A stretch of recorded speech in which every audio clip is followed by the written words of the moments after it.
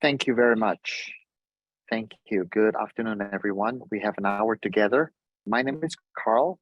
I work with a training company called Momenta, and I'm very, very happy to say that today we've got three amazing guests that's on our panel to have this discussion around ESG, around venture capital, and how it intersects.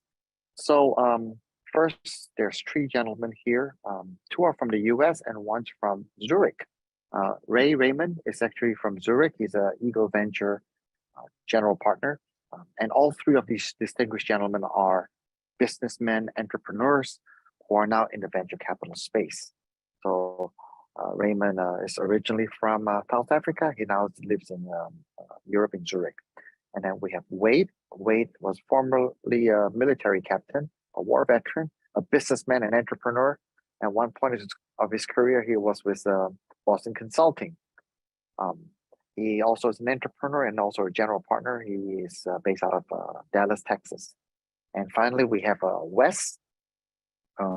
Wes is also formerly with the armed services, so was a Navy officer. And then he became a financial planner, and now he, again, as an entrepreneur, he's also started Eagle Ventures. He's also from Dallas. So the topic that we're trying to discuss, share, and impart is this topic around not ESG, because ESG, in my opinion, you can easily Google that. Now you can check GPT that. E stands for environment, in case you don't know. S stands for social, and G stands for governance. And the investment world, the banking world, and even in the corporate world, from the small, medium-sized enterprises to the SGX, Singapore Stock Exchange listed companies, everyone is talking about ESG because it seems to be the right thing to do, the responsible thing to do, and perhaps even the popular thing to do. But we're not going to talk too much about ESG. We're talking about venture capital. And as all of you know, venture capital is a type of funding that startups, growing companies, especially tech companies, appeal to get funding.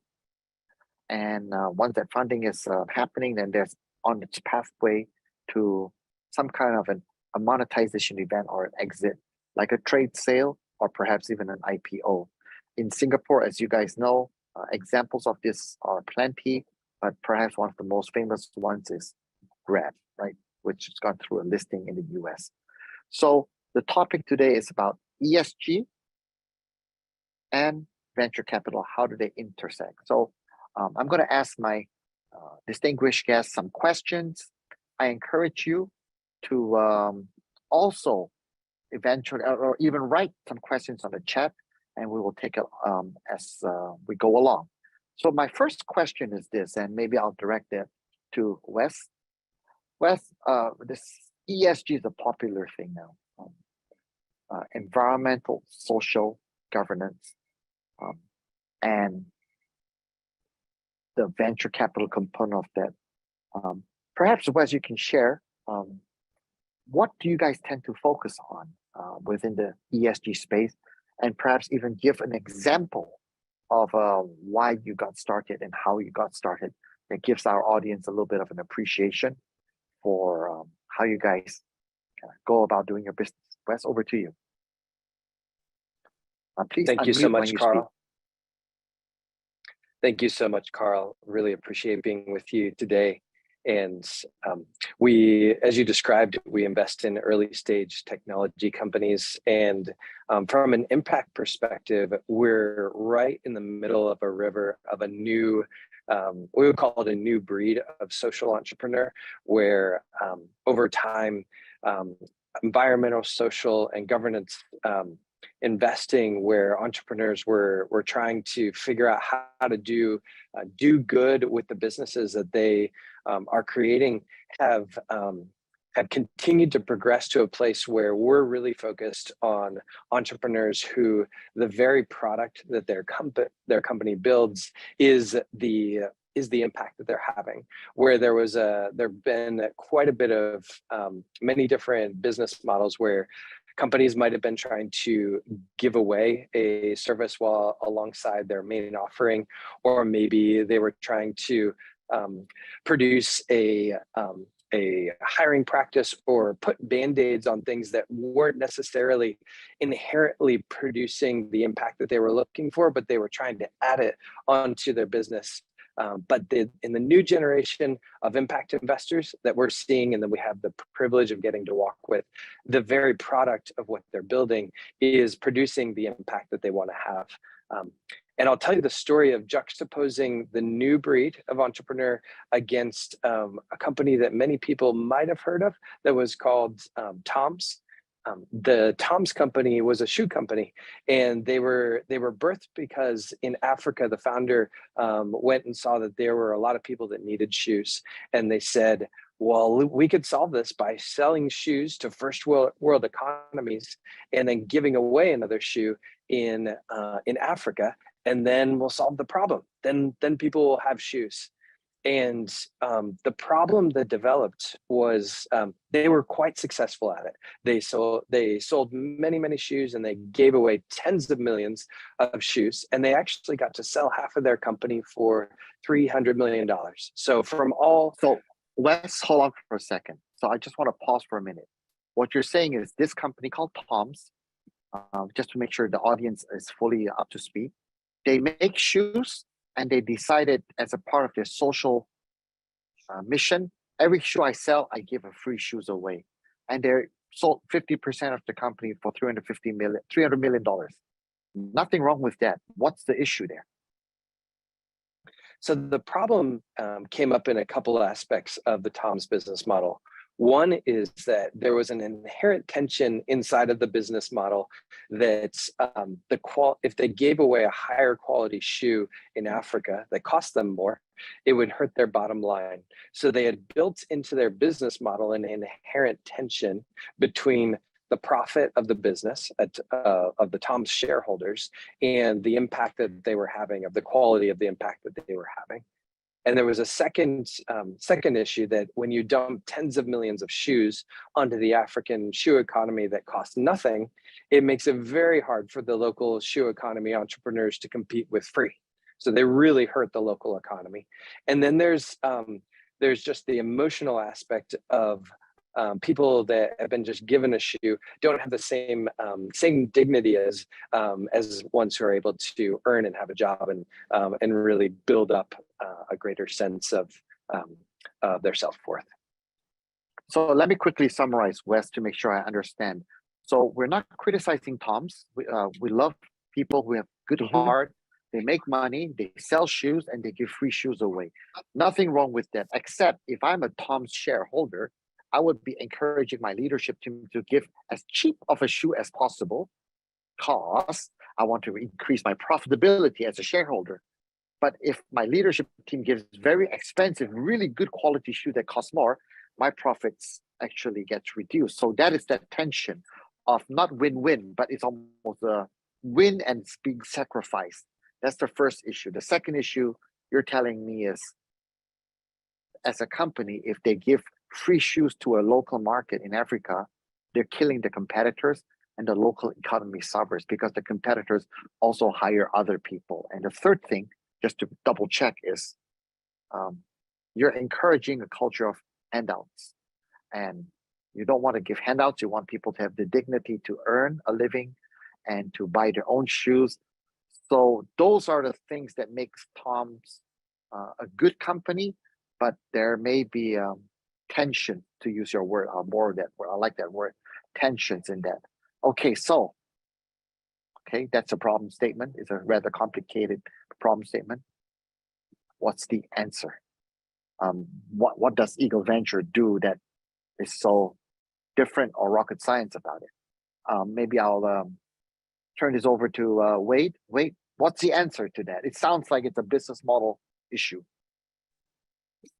Yes, it is, Carl. So if, as Wes said, in the models that we like to invest in, the very offering, the very value proposition is making the impact. So the more revenue the company earns, the more profits the company makes, we know the more impact.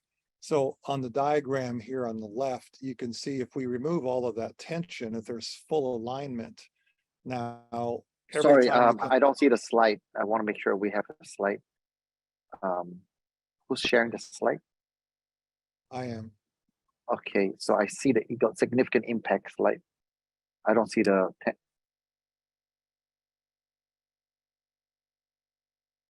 Give me a sec.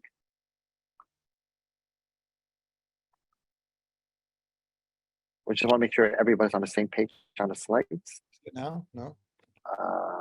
Not shared yet.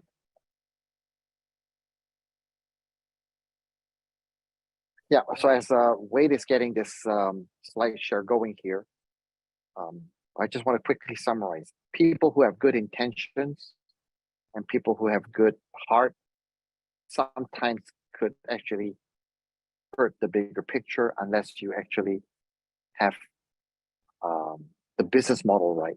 So Wade, you can continue. I can see your slides now. Please proceed. Very good. Thanks, Carl. Yeah, so here's an example. We know that learning English in a third world country is the #1 way of increasing your income earning potential. And so we've invested in a company that has a really good solution to teach people English much faster and much better with a much higher retention rate.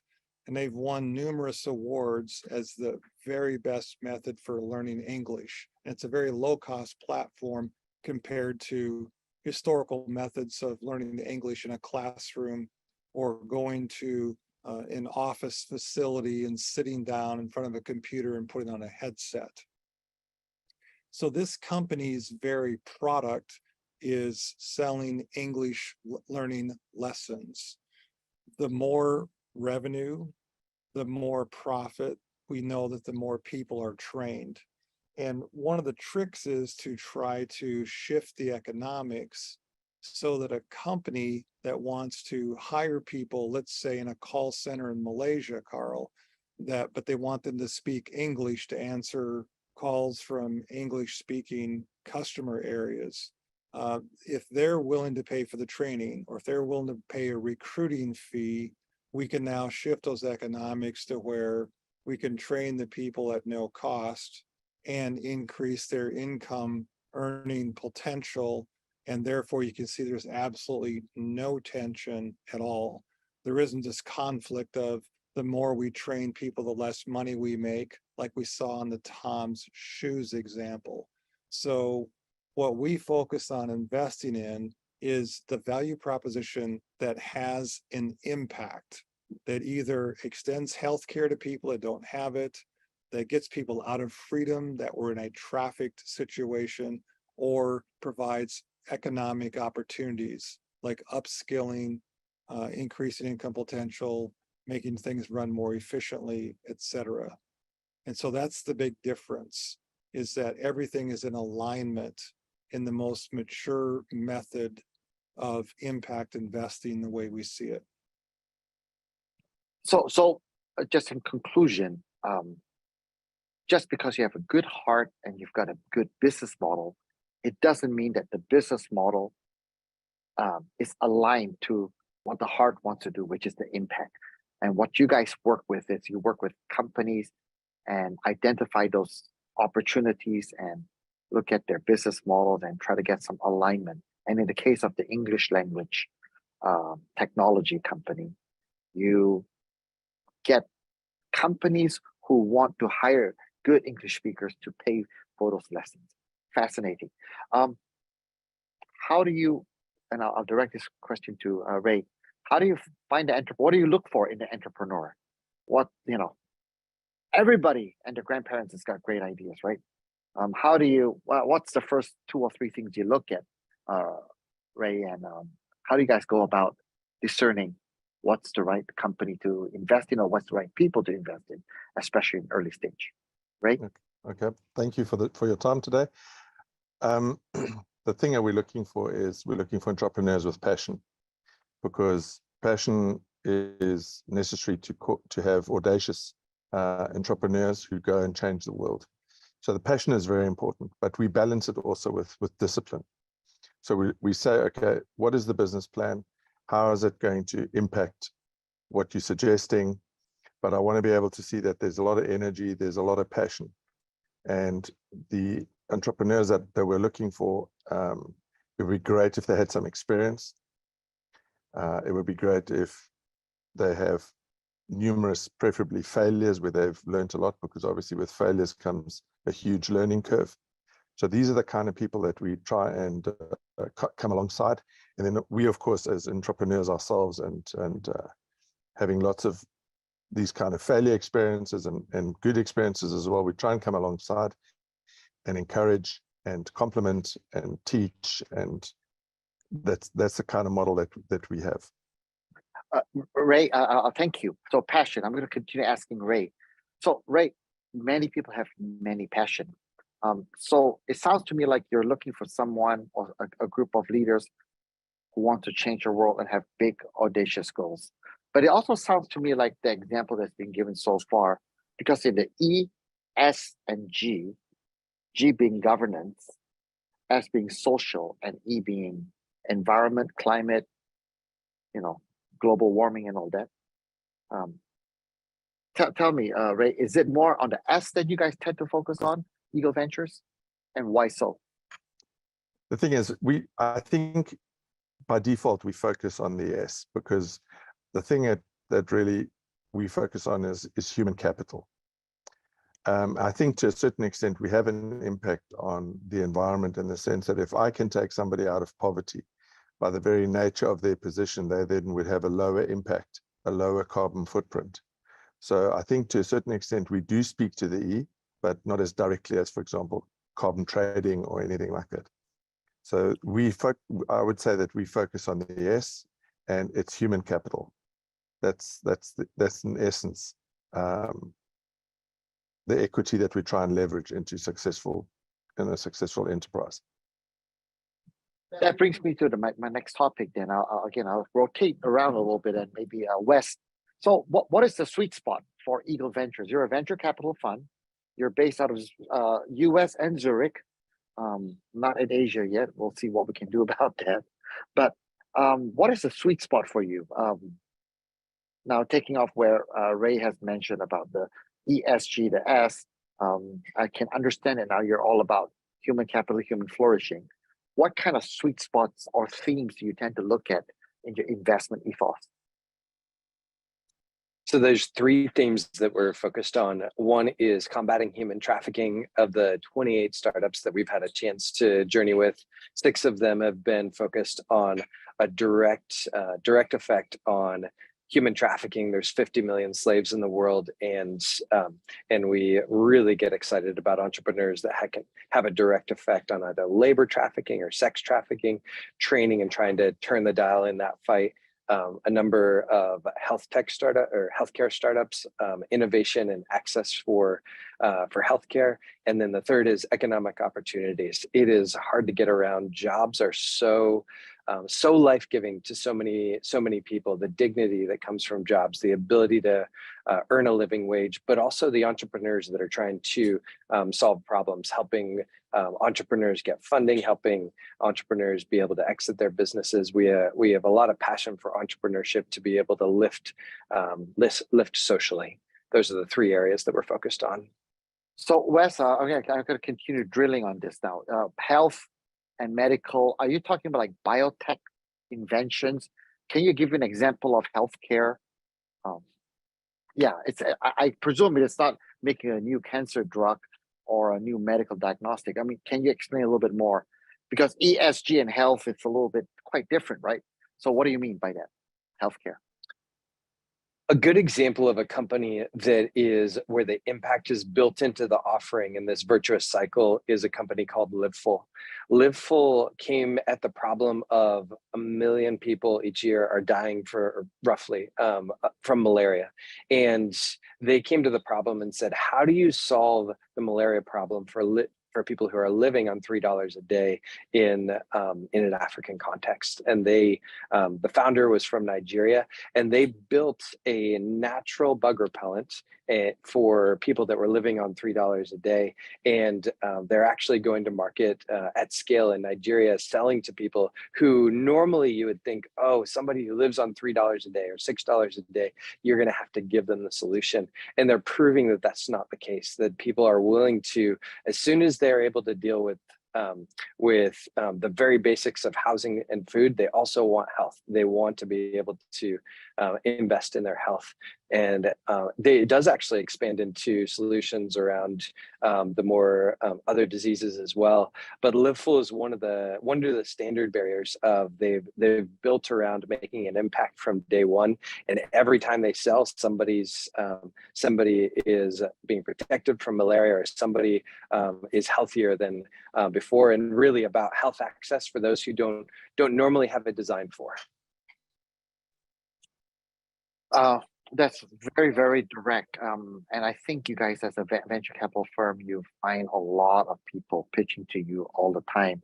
I think Ray talked about the passion, the big audacious goal, and the heart behind it. Presumably, there's some science behind this as well. So, what kind of journeying, what kind of due diligence, what kind of, what we say, kick the tires test do we do to make sure that the business you're investing in is robust? Maybe, wait, you want to take this one on? What's the checklist, if there's one? Sure. So we have a very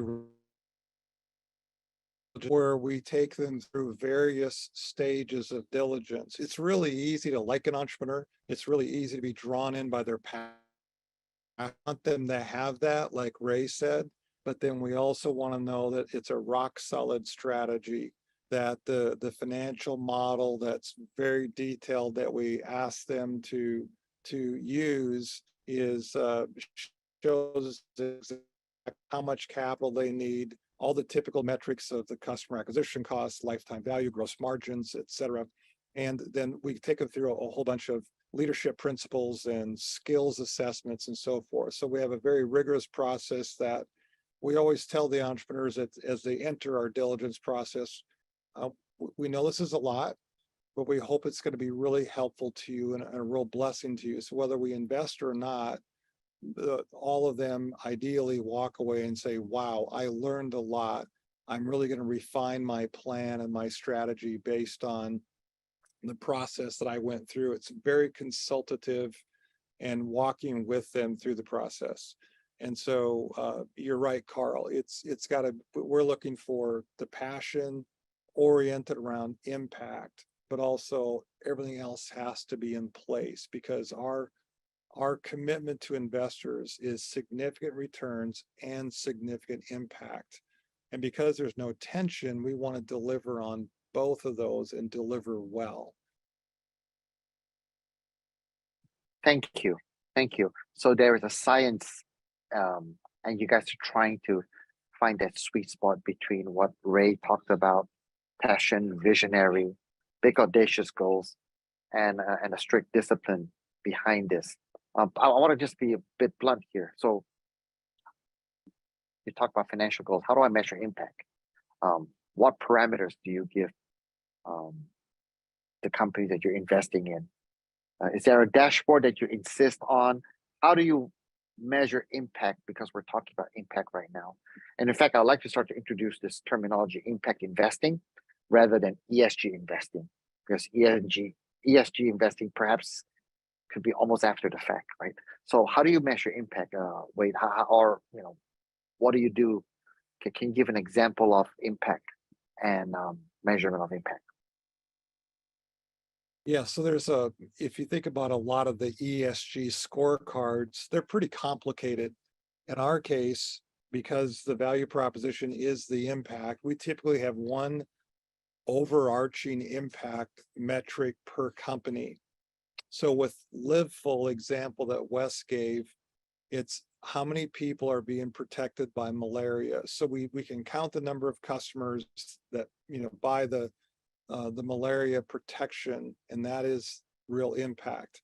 In the English language learning example, it's a number of people that have learned English. And we have upskilling platforms we've invested in, like teaching software development skills.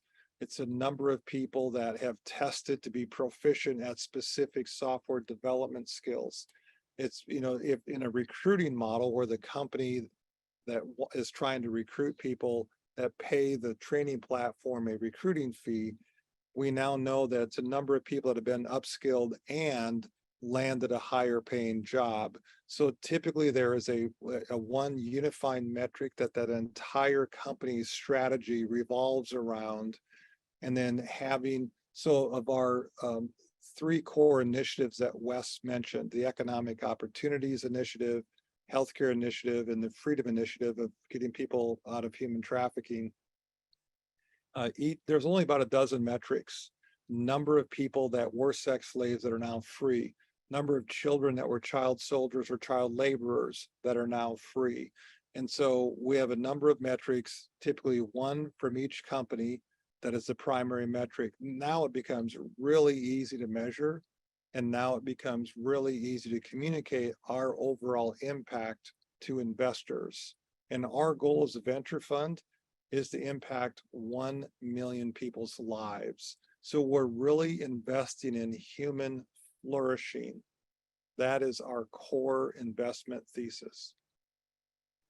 Thank you. I've got a few questions from participants, which I'll come to in a minute because some of them deal with climate tech, but you've got my attention about the human flourishing and impact 1 million people. This all sounds beautiful.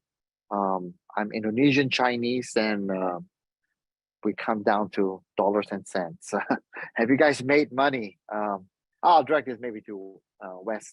Have you made money as a venture capital firm? If so, how much? And also, if you can speak to what's the typical ticket size that you would invest in, and at what stage? Maybe Wes, you want to take that? Show me the money, as they say in Jerry Maguire. Sorry, I don't want to sound so capitalistic, but we're talking about venture capital firm with social impacts, and this topic of this discussion is the intersectional. So there is this natural kind of like, is there a are we giving up one for the other? Is there a total alignment? Can you share with the financial performance today? It's a great question, Carl. And I would say it's kind of the elephant in the room question for investors when they're starting to talk about social impact metrics like this. And we set out with the goal to return 20% per year to our investors over our first few funds. And we're really thankful that we've been able to exceed that handily, either in the upper 20s or upper 30s, depending on Fund 1 and Fund 2, well above the targets that we set to our investors. And it is, people assume that there's this inherent push and pull between performance and impact, but that's because they're thinking about the old narrative, that old Tom style narrative where there was a trade-off. If you want more impact, you're going to have less returns. And this new generation of social entrepreneurs where their impact is their product, then more revenue equals more impact, and more growth equals more impact. And you get into virtuous cycles where you can actually see that as they drive to scale their company, that drive to scale their company scales their impact, and it can actually drive performance, which is kind of a real ground shift from a world where you really had to trade between the two to a world where impact and returns can actually become self-reinforcing. So there's what you're basically saying is, if you get the business model right and you get the heart, as Ray said, right, then there's no need for a trade-off, and you've demonstrated that in what you have done so far. How much do you typically write a check for, and at what stage? Wes, maybe you can continue on that. Yeah, certainly. We're typically writing from $250,000 to up to a few $1 million check. That's in the seed and the Series A stage is the center target for us. We do have a couple of venture studios where we internally incubate companies as well in the sectors that we specialize in, which is software as a service, tech-enabled service, and fintech. It's the business models that we invest in are highly scalable, which for us is both about impact and financial return, because we want methodologies where if this works, it can go touch many people's lives for human flourishing.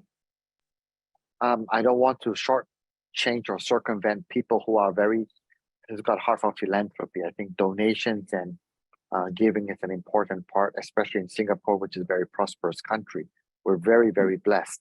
So that's good. But at the same time, it sounds to me like if you do it right and finding that sweet spot of what you want to focus on, then you could actually have financial returns as well as very measurable impact. So it sounds too good to be true. I guess the question, and Ray, maybe I'll direct this to you.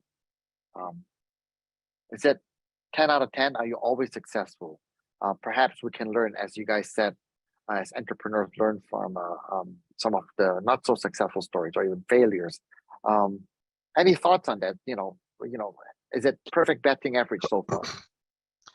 Carl, I wish we had been perfect. I mean, that would be great, but the reality is we had a few mistakes, and we've made mistakes where we have been very taken by the passion that somebody has, and then only later on to find out, oh, we should have been more diligent in our application of, say, disciplines.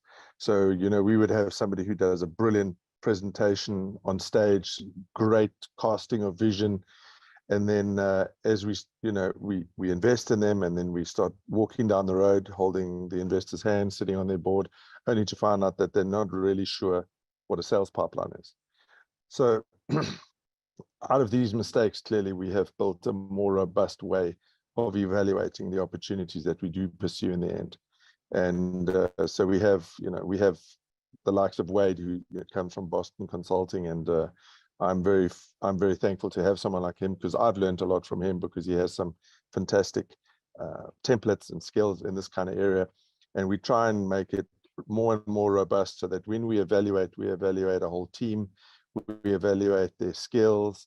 Do you have shortcomings that we can address those and say, we've got, we suggest this, we suggest that, because at the end of the day, we want to do whatever we can to make them successful. Thank you. Thank you for that transparency. I think, many years ago when I met with a venture capital firm, a very large one, and, over a glass, maybe 2 glasses of beer, I asked him exactly what's your investment strategy. And, the guy was very blunt, said, well, and this is the term I heard, right? Spray and pray, right? But it seems like you guys have a little bit more science, a little bit more discipline around getting that right. So let me quickly recap: 250,000 to about $1 million, and perhaps even more. You've learned from your mistakes. Sometimes first, second, and third impressions are insufficient to judge the profile of a potential opportunity to invest in, because that person could look great, say all the right things, but may not have the business acumen or the discipline to carry out and execute their vision and their plans. Thank you. I want to kind of go to, because we've got 20 minutes left, and some people are asking some questions. So I'm going to read the questions out. There's 2 questions around climate tech and clean tech. And the question is, do we have any examples that we know of ourselves that we have been involved with climate tech and clean tech? And what are your thoughts about this general area? By the way, I want to do a backdrop. In Singapore, there's 4 or 5, maybe even half a dozen companies that are tech startups that's got great clean tech ideas and all that. What are your guys' thoughts? Maybe I'll turn this back to Wade. Wade, your thoughts about climate tech, clean tech in the ESG? I think this question is talking more about the E. Thoughts?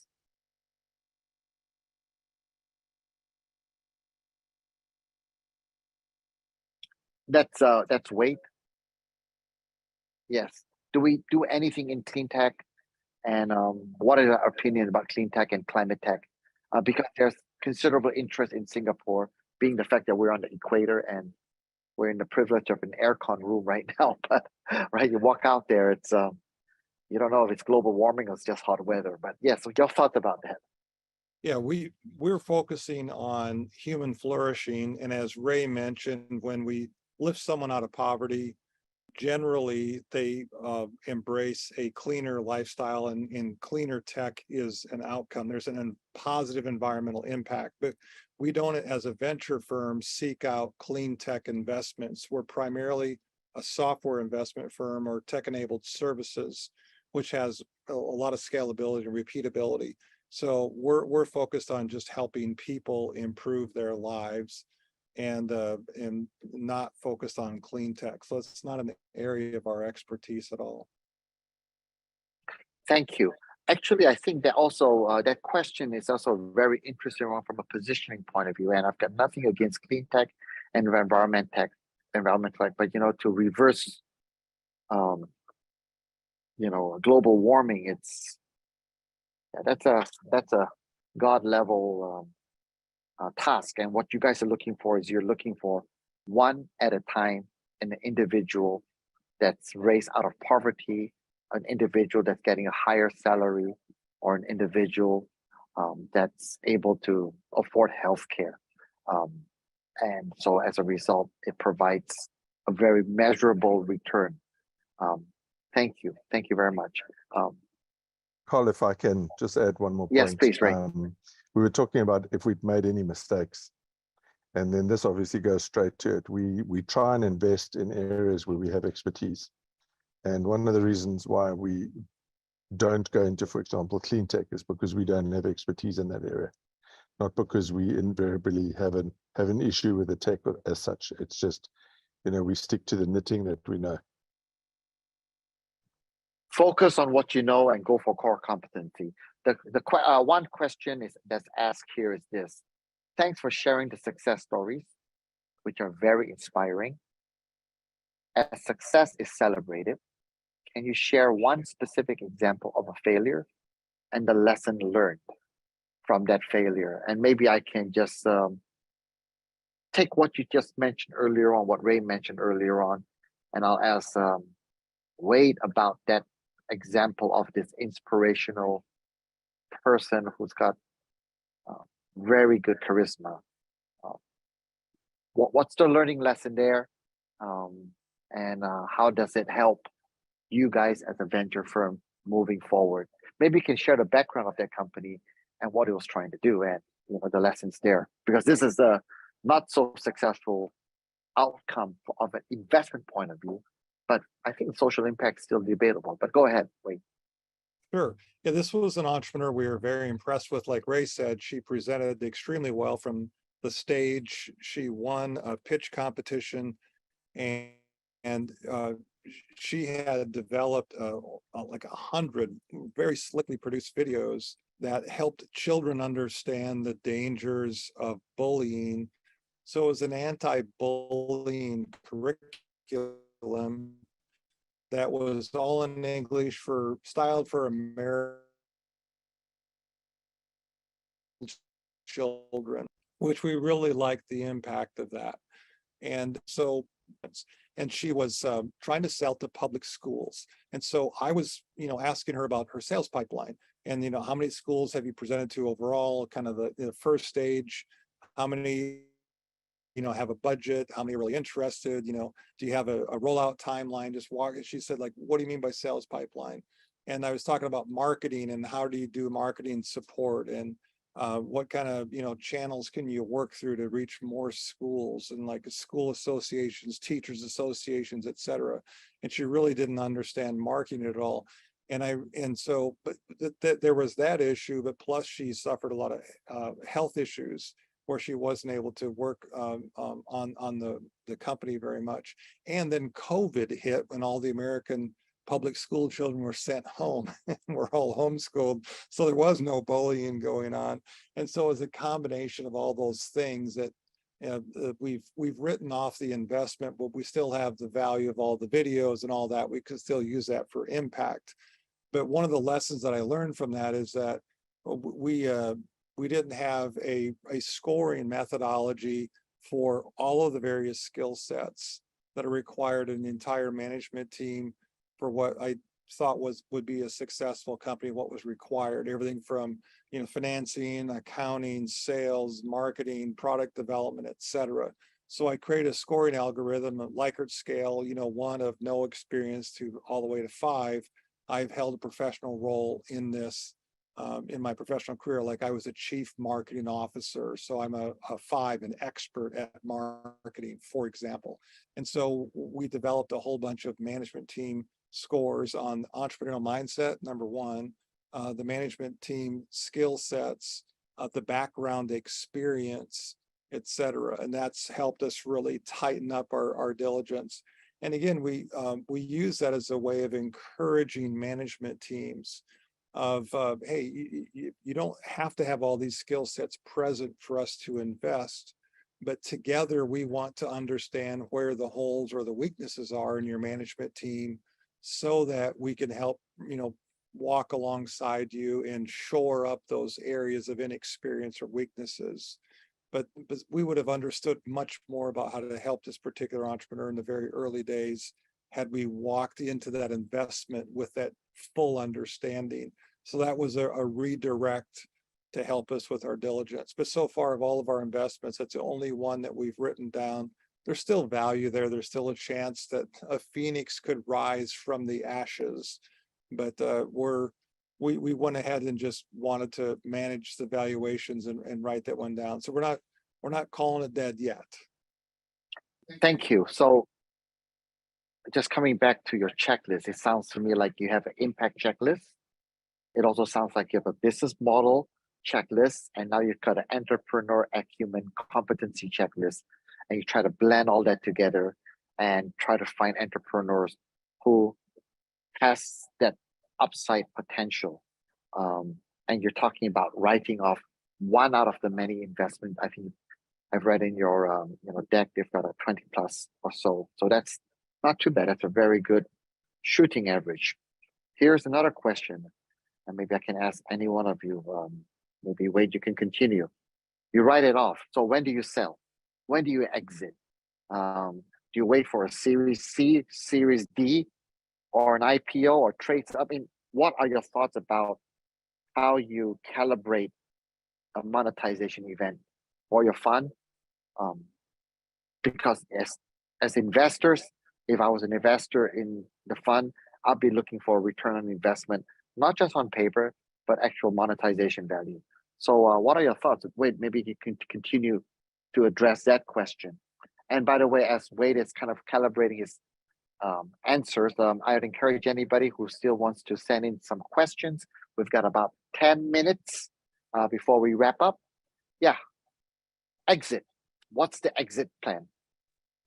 Yeah, Carl, I'll take that one. So generally when we invest, or if we are founding and incubating the company ourselves, one of the things that we always want to think through is, what is the potential exit? Who are the top potential buyers that would value this company that we're investing in more than anyone else?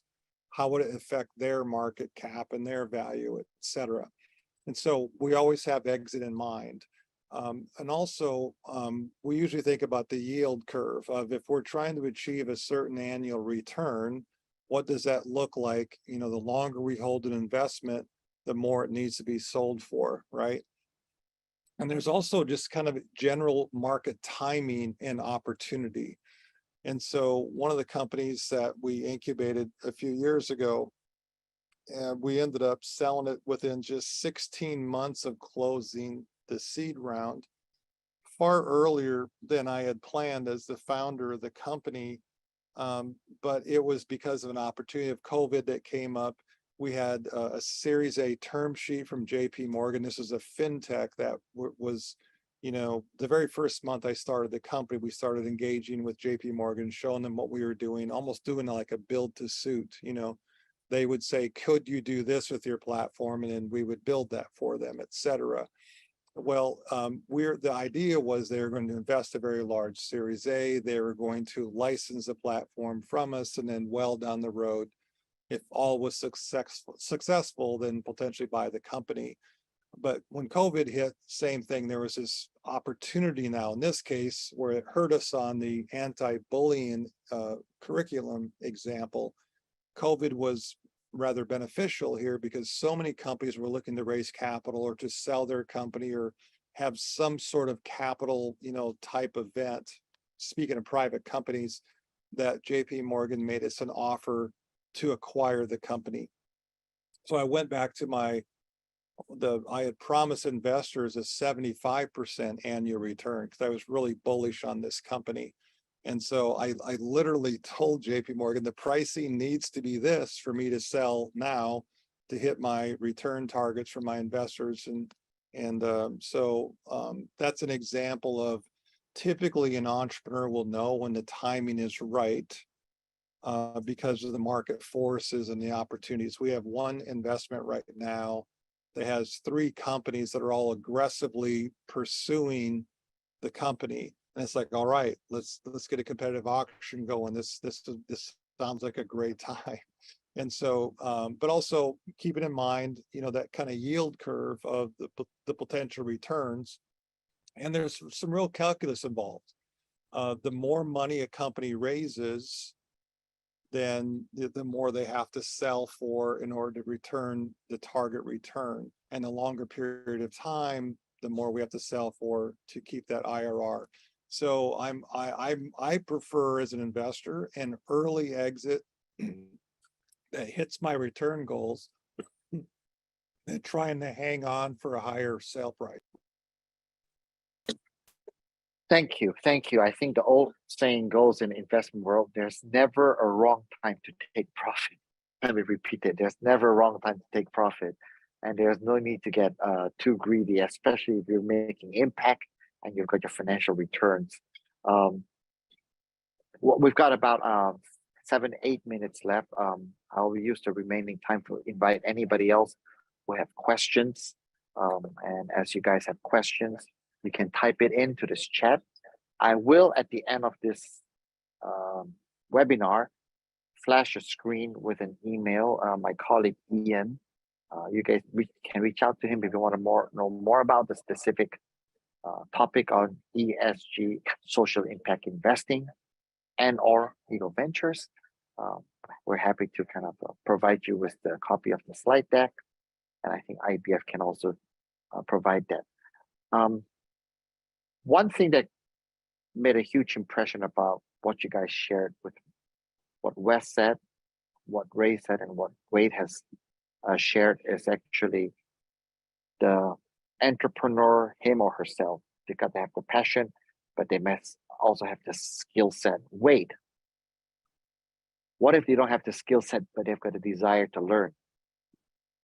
How deeply involved does the company get involved in equipping the leadership team or sitting on a board?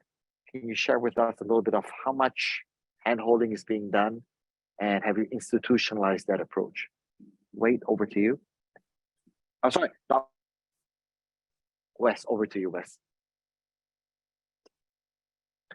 So it's helpful to know that we are looking at 500 to 1,000 businesses every month, and maybe investing in one. So most of them we have to say no to, and we have produced some content of here's places to go where they can really invest in their business model, and maybe and the incubator that Wade leads is building a company that can provide a lot of resources, because we have to say no so often. But for the entrepreneurs that we choose to walk with, we are often sitting on the board. We have started something called Eagle University, where monthly we're getting together and teaching a topic about whether it's how to run a board of directors, what's the difference between a board of directors and a board of advisors, how do you manage a sales pipeline, how do you hire this type of talent, how do you how do you get ready for a Series A or a Series B? What's the difference between venture debt and equity? Just many, many different questions that that entrepreneurs need to be really, really good at, but might not have been through if they're a first or second time entrepreneur, because there's so many aspects to entrepreneurship. So you mentioned something interesting, Eagle University. So that is something that you provide as a value-added facility to companies you invest in. Is it open to other companies or CEOs or entrepreneurs who are not a part of your investment portfolio? No, we've chosen to keep it very exclusive because there's a camaraderie between these 28 founders that we walk with, where we want them to be able to share about the things that they're struggling with and be able to have just the interplay of high trust in that Eagle University environment. So we've chosen to make it something where it's the high trust founders only environment for them. That's brilliant. Yeah, I think there's a lot of companies, VCs that I've spoken to that basically are financial engines, and they're really good at that. And again, some of them take the spray and pray methodology. Some of them are very mercenary in the way they approach things, but I get the sense that Eagle and Eagle Venture, you're trying to do the ESG and you're trying to do the S yourself by creating the ecosystem that's impacting the entrepreneurs that you're engaged with and you've invested in. So you're trying to practice what you preach. I love that. I've got 3 minutes now. I'm gonna conclude. So I'm gonna quickly just recap. ESG, at least for Eagle and Eagle Ventures, you focus on the S because you think if you do the S right, the environment side could be a good byproduct of that. And Eagle, you look also at the value chain and at the business model to make sure that you reduce or eliminate the tension between profitability and impact. Again, reducing the trade-off between having better revenue, higher valuation, or higher profits versus impact. And you try to tweak it. And one of the ways you tweak it is to make sure that you identify who in that supply chain, that value chain, in the buyer process is willing to spend the money to ensure the value is there. Like in the case of the English language, where the people who are willing to pay for employees that have a good language, they're the customer, they're the target market, instead of the B2C retail client, retail learner. And finally, as Wade has mentioned, when you go into an investment opportunity, you're already identifying the exit plans or the potential exits that may be relevant. And it's all about timing. Most entrepreneurs will know about that. If they don't, you've got Eagle University to journey with them along the way. Guys, we're out of time. Again, this is Wes, Ray, and Wade. I'm very grateful for your time here. And welcome to Singapore again. And we look forward to seeing more of you in this part of the world. Thank you very much, guys. We'll try to cover as many questions as we can. Can we show Ian's, yeah, there. You guys want to, for those audience, we've got over 100 people on this webinar. Sunstone.biz. Ian is actually the coordinator and the point person who's in charge of bringing Eagle Ventures to Singapore. So if you guys want more information and perhaps even get in touch with our panelists, feel free to reach out to Ian. Thank you very much, IBF, for co-sponsoring and co-hosting this. Back to our IBF partner, Daphne, over to you. Thank you, everyone. Thank you, Carl.